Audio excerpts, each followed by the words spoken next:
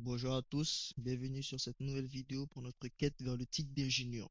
Aujourd'hui, nous allons voir les bases du Docker et ainsi que les conteneurs. Alors pour cela, on va s'exercer sur une machine virtuelle Debian. On va d'abord apprendre à installer Docker sur une machine Debian. Donc, un simple, taper Docker sur Internet, Docker install. Nous, en l'occurrence, nous sommes sur Debian, on clique sur Debian et on a la documentation. On descend un peu en bas, installation méthode. On va l'installer avec le apt repository. Alors, nous, on a déjà fait un update, installer sudo, bien évidemment.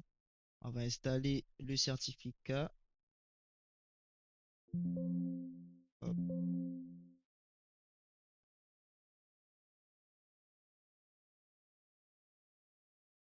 On installe le reste, les dépendances,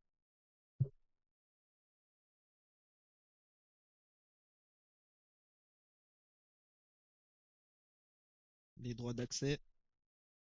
Ensuite, ajouter les repositories à l'apt source. On fait, hop, CTRL-C, copier-coller, parce que j'ai fait un update. Voilà, ça c'est fait. Ensuite, on va installer ce qu'on va dire le package du Docker. On va installer, on peut dire l'engine du Docker. La dernière version, bien évidemment. Voilà. Afin de vérifier si l'installation a correctement été installée, nous avons une petite commande qui envoie un hello world, qui lance une image hello world. Vous pouvez voir hello from Docker. Dit qu'elle fonctionne correctement. Maintenant, une fois que nous avons fait ça, on va installer les packages. Du coup, Docker dispose de packages de communauté, les images de packages de la communauté. En l'occurrence, nous, pour notre test, on va lancer un serveur LAMP.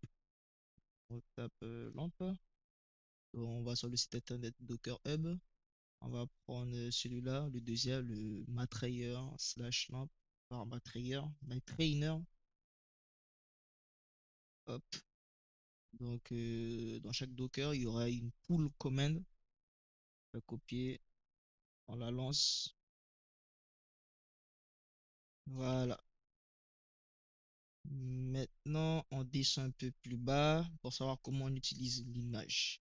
Alors, sur une seule commande, on peut voir la launch pour la version, le port 80, etc. Du coup, on va la copier, la coller. Voilà, alors là, le fichier LAMP est directement lancé. Comme moi, j'ai mis ma machine virtuelle en accès par pont, du coup, elle est automatiquement sur une page d'adresse IP de mon réseau local physique. Et on peut voir que l'index, le fichier où se trouve où est-ce que vous allez mettre vos fichiers PHP, votre site web, votre application. Et l'index pour le moment il est vide. Du coup, pour fermer le serveur, pour l'éteindre, on fait un CTRL-C. Hop, il va s'éteindre tout seul.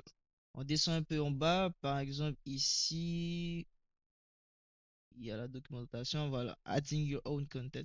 On voit que normalement, dans le fichier route, soyez en route sur votre machine virtuelle, il y a un fichier app qui est censé être créé. On fait un ls en minuscule, on voit le fichier app.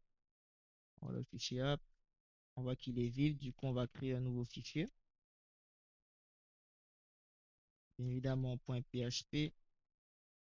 Et en l'occurrence, moi, j'ai déjà fait réaliser un fichier PHP pour le test. Une fois que cela est fait, vous retournez en arrière. Voilà. Et vous tapez la commande pour lancer le serveur LAMP. Du coup, là, on attend. Voilà. Là, il est lancé. Du coup, on va faire un refresh. On voit notre point PHP pour accéder directement. Soit vous cliquez directement ici, donc vous faites un slash et vous tapez le nom de votre fichier. Et voilà, le contenu de votre PHP apparaît magnifiquement. Hop, voilà. La vidéo est terminée. Je vous retrouve, je vous retrouverai pour une prochaine fois, pour une prochaine vidéo. Au revoir.